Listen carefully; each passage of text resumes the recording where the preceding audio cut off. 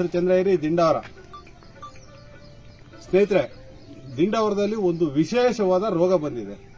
ಆ ರೋಗ ಚರ್ಮದ ಬೇನೆ ಅಂತಾರೆ, ಕೆಲವರು ಫಂಗಲ್ ಇನ್ಫೆಕ್ಷನ್ ಅಂತಾರೆ, ಕೆಲವರು ಬಹಳ ಬೇರೆ ಬೇರೆ ತರ ಹೇಳ್ತಾ ಇದ್ದಾರೆ.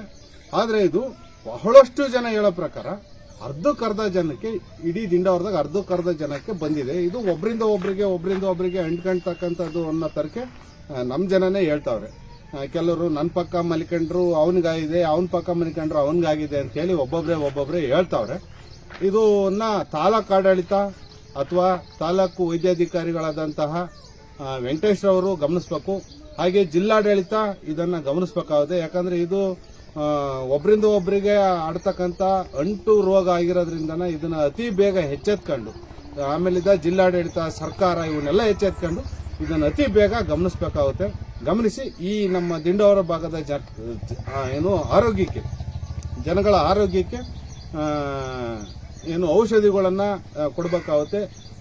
ತಾಲೂಕಿಂದ ಮುಖ್ಯವಾದ ಚರ್ಮರೋಗ ತಜ್ಞರನ್ನ ಕರೆಸಿ ದಿಂಡಾವರದ ಏನಾಗಿದೆ ಈ ಔಷಧಿ ರೋಗನ ಇದನ್ನ ಪ್ರತಿಯೊಬ್ಬರು ನೋಡಬೇಕು ಅಂತ ಹೇಳಿ ಎಲ್ಲರಲ್ಲೂ ನಾನು ಕೇಳ್ಕೊತೀನಿ. ಊರಲ್ಲಿ ಅರ್ಧಕ್ಕರ್ಧ ಜನ ಕೈ ಬಿಡುತ್ತೆ ಬಂದು ಪ್ರತಿಯೊಬ್ಬರು